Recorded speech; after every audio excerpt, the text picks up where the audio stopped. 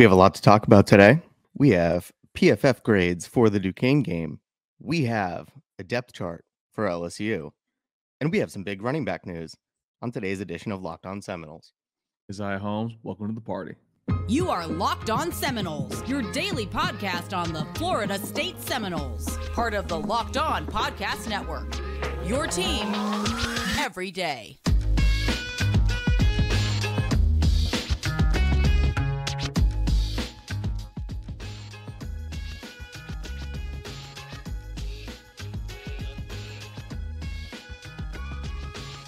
What is up, everybody? Welcome back to another episode of Locked On Seminoles. I'm your host today, David Weiss. I have right here next to me, Drake. How you doing, man? I'm doing good, man. Doing good. It's early in the morning right now. Great start up to our day with all of this right now because we got some great news for Florida State. We got some great to look at. The depth chart, we got some missing pieces that came back on there. And also, like you said before, Dave, we have Kaziah Holmes, the Penn State running back, to talk about that. Now enrolled at Florida State. Yeah, a lot of big news. We have no fluff for you today. This is all real football. This is feeling great. Nice, right? It does. Nice. We don't have to fill your day with non-football talk or tangentially related. Nope. Let's get right into it. We have grades. We have grades for our game against Duquesne. Drake, what are you feeling like? Offense or defense? Let's go with I think we should go with the offense first, because we did see kind of like, I think the first time since Mike Norvell has gotten here that the offense kind of looked basically consistent. It looked crisp. It looked clean. And I mean, like, I'm not surprised with seeing how the running backs are kind of leading the way with their grades. Yeah, I mean, you could look. It's one of those times, I think, where you don't need the advanced stats to tell you what your eyes saw, but it's good to get confirmation of it. Yeah, if you look up the top offensive grades, you're going to see right there at the second and third highest grades on the team are going to be right there at running back. Lawrence Toafili scored an 89.7. Trayshawn Ward tied him with an 89.7. So you had two players almost at a 90 behind only Jordan Travis. What are your initial, I guess, thoughts about the running back grades? Does it surprise you that they weren't higher, that they were what they were? And what else jumps out at you? I mean, I think the running back grades, I mean, I never seen so much blue actually at Florida State since Mike Norvell has actually been here, which is actually super nice. Yeah. I mean, with Trayshawn Ward, I was expecting Trey Benson about probably been a little bit higher. I thought he was one of the better backs, but we did see that he's not really particularly the best pass blocker when it was against Duquesne. I think that's what kind of held him down a little bit. But I'm looking more towards the pass blocking grades overall when it comes to the offensive line. And look who's number one. Are you talking about Marquez and Douglas? No, from the offensive line is DJ Jazzy T with an 86.5. And to me, this kind of we'll be going into our depth chart talk a little bit later, because he came into the game because Darius Washington went down. Dillan Gibbons switched over to center. And overall, like, he played extremely well. And that's like someone that originally we really wanted to be a swing tackle lineman to be for a solid depth piece. I know it's Duquesne, but he actually held his own pretty well. And then you had Julian Armella also graded out super highly in pass blocking. So to me, it's like we actually have solid quality depth. So when someone goes down, like we said before, that we're not extremely worried or be like panicking about, oh, we had to put in a Brady Scott or Bavion Johnson or Jawan Williams. Like, I'm actually not worried when we have to go down our depth pieces when someone goes down. Yeah, pass blocking numbers looking great. That's not surprising. We saw that last year. The kind of big thing, the big takeaway for me then is the run blocking, because the run blocking last year was nothing short of laughable. Abysmal. It was laughably bad. And what Jayshon Corbin and Trayshawn Ward did last year was purely in spite of that run blocking. You didn't see that yesterday. You had three guys grade out at an 80 or above in run blocking. You had Robert Scott grade 80 or above. You had Justin Turnantine and Dimitri Manuel grade over 70. I know it was Duquesne, but if we're going to get run blocking performances like that out of this line and they can sustain their pass blocking, this will be the best line we've had in several years, going back to that championship team. Yeah, and that's kind of where you kind of put back that basically you want the team to be super duper healthy. And like, it was really nice seeing, like, when we have to quantify it with it being Duquesne, I understand that, but seeing kinda how they're basically when we discussed yesterday how much more physically imposing this team actually kinda looks, how they're actually able to bully at the point of attack, and then just looking overall where Robert Scott seems fully healthy. We seems to have something from a transporter when it comes to Demetri Manuel and Jasmine Turrentine. Bless Harris to me kinda had, like it's funny that, like, the grades were like, I'm not the biggest PFF guy, because like looking at his grades on here, I'm like, I thought he performed a lot better than Yeah. actually what his grades do indicate. So that I'm not gonna. It's one of those instances where I'm gonna use PFF to my advantage when it helps me out. I'm gonna ignore it when it doesn't prove my point. Yep. To me, 'cause I think we actually have something at the tackle spot when it comes to Bless Harris. So to Yep. me, this offensive line, like you said, it's deep enough to actually, make a good enough run. It's deep enough to also basically protect Jordan Travis and also give him the time he needs. And then we'll learn a lot more about this line, and about how they really are against Mhm. LSU this coming week because that defensive front with Mason Smith, BJ Ojolari is going to be probably the toughest line we face besides Clemson, and then also NC State following that. So to me, I'm actually gonna be very excited to see actually what they have to prove on Labor Day weekend on Sunday. Yeah, baptism by fire for these run blocking grades. We'll see how they hold up against LSU. If they do, if you're seeing grades like this against LSU along the offensive line, I expect to win that game. But I don't want to be a slave to the numbers either. Like you said, they help me interpret what I saw, and I feel like that's the way I like to use these PFF numbers. And moving over to the other side of the ball, um, may surprise you who was the top performing defender on our team because I know a lot of people who watched, I think, expected to see more. Um, Jared Verse only played 23 snaps, but graded over a 90 due to his 91 pass rushing grade, led the team in pass rush, tied with Robert Cooper. Drake, initial reactions on these defensive grades. Yeah, I don't agree with that, and it's mainly because I think Jared Verse and it's not a bad thing 'cause I think Jared Verse had a very good game. I just think Yep. that, to me, Tatum Bethune was probably your best defensive player overall. Like, And you saw the yep, sideline closing speed. We haven't had a linebacker like that in forever. yep, I thought the safeties you didn't hear their names, and that's mainly because whenever you like, that's probably the one position group where if you don't hear about them, they're that's a good doing their thing. job with yeah, it's a good thing, with Akeem Dent and Jammie Robinson. To Yep, me, those should have been a little bit higher. With Jared Verse, I mean, I'm fine with the pass rushing, like, you can tell that he definitely is gonna be something moving forward, but he needs to work on his run plays, and whether it's keeping containment or not, just blowing past everybody else. Like, he needs to, like, kinda, like, slow down a little bit, like, mentally when it comes to basically getting into the backfield. And then one thing that does concern me a little bit, but I know is Duquesne, but like, and also they were playing a little bit off the ball. You see Kevin Knowles at the very, very bottom, and that's someone that we're gonna sure need to do. rely on in the slot spot. So to me, I think when you bring Omarion Cooper back, it's gonna help him out immensely. But that's probably where it points to me where the defensive back depth is gonna it might be an issue. Mainly because also you see Jerry and Jones. I actually don't even see his name on here, actually, which is kind of surprising. Actually, no, there he is, 24. 25th Yeah, that to me, he didn't play that well. So I don't know how he got a 78.8, sorry, a in tackling. 60.4 overall, so Yeah, it surprised me to see Jared Verse at the top. But I mean, look, sometimes the numbers tell you what your eyes can't see. Sometimes vice versa. If Jared Verse is the best pass rushing player on this team, that's all we need from him. We're going to be in great shape because we still have Jarek McClendon. We still have sorry, Dennis Briggs. we still have Dennis Briggs. I'm trying to sort through this chart. This PFF's not the most intuitive for me, but yeah, I mean, Tatum Bethune and Jammie Robinson right there at the top two, grading 87.4, 84.5, respectively. That's fantastic. Like you pointed out, Akeem Dent wasn't even targeted once. That was probably smart not to target Akeem Dent because he has been so good in coverage. And He's the number one, safety in the conference, per coverage grades, actually, since so last year. they gave him a 64. I didn't see a poor performance out of him. I mean, literally wasn't targeted, didn't have a pass completed on him, obviously, since he wasn't targeted. There just wasn't a huge takeaway from this defense for me. Like I said, I would have loved to see more turnovers created. I would have loved to seen a sack party. That's not what you saw, but according to PFF, the pressure was there, like you were pointing out yesterday.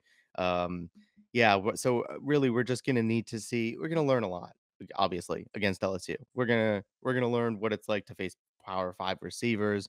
We're gonna learn what it's like to face a Power 5 offensive line. I suspect these grades will look a lot different, and we'll have a lot more angles to talk about after that LSU game. I completely agree with that, even though it's one of those things where I'm like, I don't think these are the numbers you can take too much from because Right. basically, like you said, we watched the game and also with PFF, it's also the way they do everything. For folks you don't know, they have an individual like covering every single player. Like when they do these grades out, it's a lot more opinion based. Yep. But I do think it helps you kind of like confirm kind of what your eyes do see overall, even though there are some instances where PFF look at their preseason quarterback rankings, the top 25. It's very, very interesting. But folks, what also is interesting? What's that, Our Drake? s our sponsor over at betonline.net. BetOnline is the fastest and easiest way to bet all latest sports action. And now is the time of the day. We have our Fade Dave line. Dave, where do you want to go with this one? You want to do some college football or you want to do some baseball real quick? College football. We're in the spirit. You're in the spirit. All right, Dave. There's one team that Dave hates more than Mm. Miami, than Florida, and then NC State. The Oregon Ducks travel to Athens, Georgia, Sanford Stadium. Dude, do you know at the top of your head how or take a guess at what the line is right now? I would be willing to give up to 24 points. All right. So the Oregon Ducks are 17.5-point underdogs in Georgia. Georgia is the defending national champions. Oregon comes back with former Georgia defense coordinator Dan Lanning, our old friend and Kenny Dillingham, and Bo Nix is potentially starting quarterback.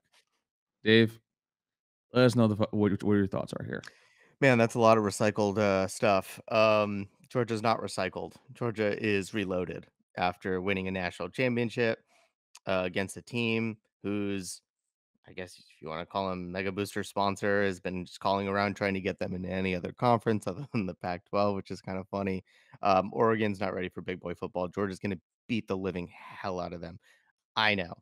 I'm sensitive to saying that because we said this back in 2014 ourselves. Uh, this Georgia team ain't that. That's going to be, having lost all they did on that defense, it's still going to be damn good. Georgia by a million. So it's minus 17.5. That includes the million. Give me minus 24.5. I don't care. So, folks, this is the one of the times where you're not going to fade Dave because I am right there beside him. I think Georgia beats the living crap out of Oregon, even though it's the first week, even though I am scared that Stetson Bennett is still the quarterback. That defense has lost a lot of pieces, but, folks, take UGA at minus 17.5 against the Ducks. And head over to betline.net today and use promo code Locked On. That's LOCKEDON. Betline, where the game starts. Welcome back to today's episode of Locked On Seminoles. We want to thank you first and foremost for making us your first listen each and every day. We love you, we appreciate you, and we couldn't do this without you. So, without further ado, we have more football to talk about. We have a depth chart released already for that LSU game. We mentioned yesterday we thought there could be some shakeups on the depth chart. Um, depending on how you look at it, you could argue nothing groundbreaking or unexpected. I mean, I expected to see Trey Benson listed at the top of the running backs, just like I expected to see him listed at the top of PFF for our offensive grades. Drake, what jumped out at you about this depth chart, and what didn't you see change that you wish you had seen? Mo Smith is back on there. He is. And that's something that I was kind of surprised and like I'm kind of intrigued to see basically if he does play because he's listed right now as an or. And also Darius Washington, who left the game early against Duquesne due to injury, but I think it was more for precautionary reasons, like we discussed yesterday, that he is also still on the depth chart. So to me, seeing that both centers that we have, moving forward are on there, but I kind of wanted to ask you that we saw Dillan Gibbons actually take the majority of snaps at center. Yeah. You saw that actually when he was in the game, the snaps actually were pretty damn good and pretty accurate. So right now, like I'm going to follow my Viking overlord till the end of time because that man literally can do anything on the offensive line. So I kind of want to ask you, do you want Dillan Gibbons to actually take the starting role at center if Mo Smith and Darius Washington are still kind of limited and save them for Louisville in 2 weeks? Yes. Given that we saw Dillan Gibbons can snap, Gibbons? I said Dillan Gibbons. No, I Given said, the fact, you said Gibbons. I was like, no, given the fact that we saw Dillan Gibbons can snap, which has been a big issue for us at the center position, we already know from last year that he was both the best pass and run blocker on the team. We know he can do the blocking. If he can do the snapping, we have two options at guard. We have Dimitri Manuel and Justin Turnitine at the guard position. Just slide one of them over to left guard. That's a perfect formula for that offensive line, right? I completely agree with that. I mean, I was singing Jazzy J's praises last segment. I think he actually is someone that performed admirably.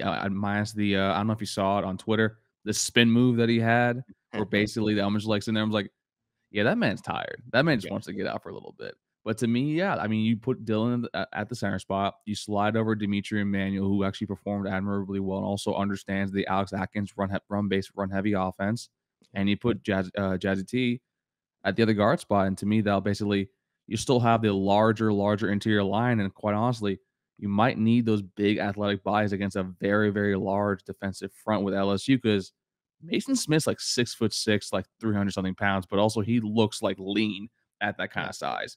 And Bijo Jalari, very similar. So it's going to be very interesting. You need to have a heavier base up the middle. I don't think Mo Smith, who has been injured and right now listed at 288, is going to be serviceable for that. And if Washington is still kind of a little banged up around his knee area, lower leg area, I don't want to hurt them before AC play. And I think AC play is going to be much more important because I think the Louisville game, I know you've been saying this is a should win game against LSU. Yeah. I'm still thinking of it as a kind of a coin flip, but something that we actually can take away. I think the Louisville game is getting easier by the minute actually looking over his team. Yeah, which is always a good problem to have. I'm with you on the offensive line. I'm fine with seeing nothing change at all as to the receivers. You still have oars at both receiver spots with Ontario Wilson, Deuce Spann, Malik McLean, Johnny Wilson, Michael Pittman alone atop his own wide receiver spot with Kentron Portier backing him up. That all seems great right now. All those players performed very well against Duquesne. So I'm interested to see whether those oars drop off after this game once we get some more information in. I know a lot of you are probably not the most thrilled to see Tate Rodemaker second behind Jordan Travis without even an oar to AJ Duffy based on what we saw not just yesterday, but just historically. Um, I, But I mean, I don't, but you're not going to take them out though for that. I mean, it was one bad. I know it's been history wise, but you can't just do it literally that early in the system. You got to keep the kid engaged somehow. yeah, yeah, I want to win games, and he's not going to win us games from everything I've seen, and unless just the Duquesne game happened to be a fluke from all of his incredible performances we've seen in fall practice and whatnot, because that's definitely what we heard. I don't buy it.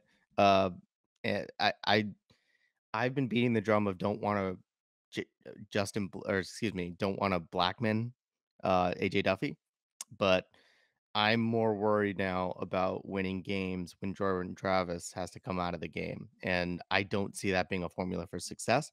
I'm not going to harp on this because hopefully this is a problem we don't even have to address.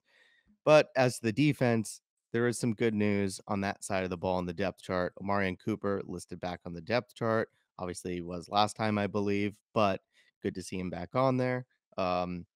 Still got the or on the Derek McClendon and Jared Verse. So just interesting to see PFF grade Jared Verse as the highest graded player on our defense, still behind McClendon with an or. You have any issues with that or anything else on the I defensive mean, side? that's why we say that basically you don't take PFF Yeah, like take PFF with a grain of salt. Or basically right. like he wasn't the best player in the defense yesterday. Like Yep. you can tell he has the potential as a superior pass rusher, but he does other little things fundamentally. Kind of he still needs to work on with run fits, with his assignments, and also like you saw several times he blew past everybody else, and like he needs to slow the game down a little bit to him. Like he probably was, not anxious but very excited to get his first FBS game. So to me, I think that's fine. And then with Omarion Cooper, I think he's still trying to work back to whatever he had. Basically, he may be a little bit nicked up from practicing the past few weeks. So to me, like it is good to see him still there. And also, I think overall, like defensively, I think it looks solid, and I think with now we understand why. Because I was shocked by it when I first saw it that DJ Lundy and Kalen Deloach shared an or, and we saw from the Duquesne game where DJ Lundy actually has taken that future step forward. Yeah, which is fantastic to see. The more depth we have at that linebacker position, again, having Tatum Bethune come in meant that the very worst case scenario was we were back to where we were last year. And I mean, just out of God, they couldn't get worse. You thought the linebackers might get better. Tatum Bethune obviously helping that group come along. The guys behind him, hopefully they take some lessons from that. Seems like maybe they are. But I'll tell you this. The last thing I'll say about the Jared Verse thing is he's going to need to develop a lot of parts of his game. And if all he is for us this year primarily is a pass rush specialist and McClendon can kind of fill in the rest of that, whoo, that is exactly that is all we need from him. That is not a worst case scenario. There's nothing wrong with that. If, for example, if he's not a great run blocker, put him in on third downs on obvious pass block or pass plays. Let him just pin his ears back and get to the quarterback. Perfectly fine with that. If he's anything more than that this year, he still has plenty of time here. And if he does better than that next year, he'll be gone to the draft. So that's a good problem to have, I think. All right, we are rocking. We are rolling here on Locked On Seminoles. We have gone over the PFF grades for the Duquesne game. We've gone over the depth chart for the LSU game. And we have a big and kind of curious and unexpected piece of news that hit the wire yesterday, which is we had a great performance out of our running backs against Duquesne. What we expected to see, I think, going into this year. But that's not the news that came out yesterday about the running backs. In fact, none of our running backs was the news that came out. We have a new one? Yeah, so Kaziah Holmes, formerly of Cocoa, Florida, I think he was the number 164th ranked player actually in the entire country, third all-purpose back in the country, 22nd in Florida, which, ooh, that's 26 overall prospect in Florida. He originally enrolled at Penn State from the 2020 class, which is not the class after COVID, but the class before COVID, which I kind of had to double check to make sure. So he's the same class as Jalen Knighton, Lawrence Toafili, Jaquavius Marks, and Kevon Lee. For those of you that follow recruiting, those are all running backs that Florida State was high on or also finished second on. And he reportedly has enrolled at Florida State. He most likely will be part of the team, not this year, but the following season. I think right now he might be joining the team in a scout team capacity to help basically prepare the team for teams moving forward. And to me, I think it's a very solid depth piece get. And this is one of the things where with Mike Norvell, I don't question his evaluation of running backs. We've seen him time and time again prove us wrong, whether it be Trey Benson, whether it be taking going on a limb with Jayshon Corbin following a hamstring injury, Trayshawn Ward as well, even though Trayshawn Ward was a holdover from the previous staff. But to me, with the Kaziah Holmes pick, I think it's a very, very quality depth piece to have there.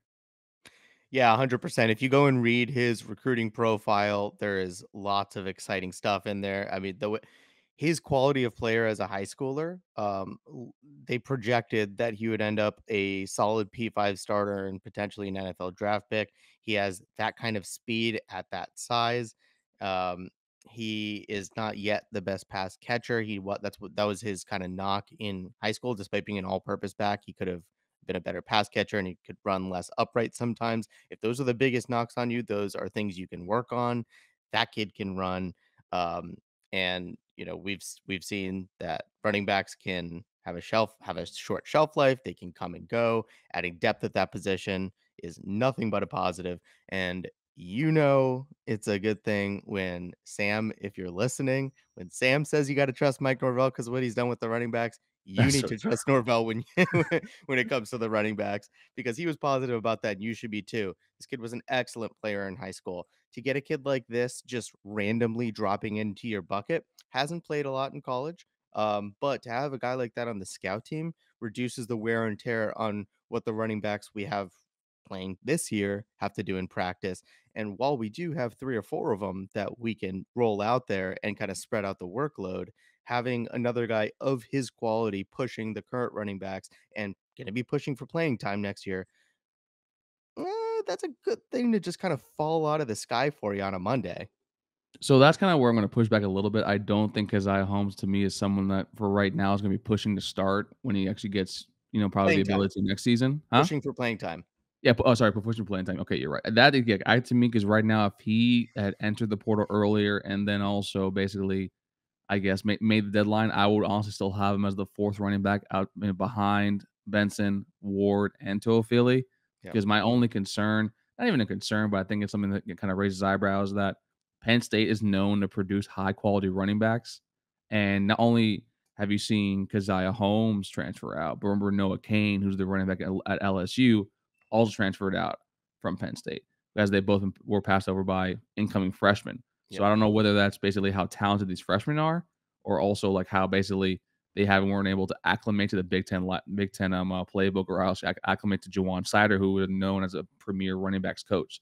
So to me, I think is it concerning? No, but I think it's something that this is a really good player. He's got really sky high potential. So I think it's more of a to me, it's a wait and see, but I do think it's a solid depth pickup and depth piece that we can have moving forward with this team. We have the running back depth on this team right now that I think we can afford to take like a boomer bust. I don't know that I would call him a boomer bust, but a kid with super sky high potential and see if we can't tap into that. That's completely agree with that. So I'm really excited about his addition. You should be too. And I just want to say, don't overlook the importance of this. This is a Florida kid, man. We got to stop letting these 4-star and 5-star Florida players get out of the state. And to bring a kid from Cocoa, which is an area that, I mean, historically, we haven't been the best at recruiting, to bring in a kid from Cocoa, just to bring in a kid from Florida who's a blue chip, who should never have left in the first place. That's fantastic. Come on, Mike. Keep bringing in as many of these blue chip Florida kids as you can. If we can get the Florida recruiting rolling and the performance this year can justify a recruiting class going into next year and beyond, that's going to make our lives so much easier and it's going to make our staff's lives so much easier. Tap into Florida. I mean, yeah, tap in, tap in. I mean, 3-2-1 counting, has produced a great, offensive players like Jason Corbin. Now it's going to be Kaziah Holmes, and also formerly Mr. Trey Rowland, a former center, actually at Cocoa Beach High School. So, but folks, that was a great pickup. That was a great show. Thank you guys so much. Thank you to each and every single one of you for making Locked On Seminoles for each and every single day, and also for all love and support that you give us to basically keep doing this and also having fun with it and covering one of our favorite teams and one of our favorite programs. Now, Dave, what do you want to do? How do you want to send this off? Do you want me to do the YouTube or the podcast stuff, or do you, since you've basically been knocking out of the park lately, do you want to do it? Yeah, I'll take care of it. All right, guys. You can find us anywhere you get your podcast: Spotify, Stitcher, Apple, Google Play, all of those good places. For the YouTube, give this video a like if you liked it. Subscribe to the channel. Ding that little bell at the top. It'll tell you when the episodes drop. And leave us a comment below. What were your thoughts on the PFF grades if you've taken a look at them? Do you have any thoughts on the depth chart? Do you disagree with us on anything? And Kaziah Holmes, you know anything that we don't? We'd love to hear from you. We'd love to hear from y'all, and folks, we will see y'all later in the week with her. Just sit down with Caroline Fenton of Locked On LSU to discuss more of the game and basically how we honestly are starting to feel a little more confident, but also a little more wary when it comes to the game overall. But with that being said, this was Drake, that was Dave, and we'll see y'all next time on Locked On Seminoles. Take care, everybody. Touchdown, Seminoles.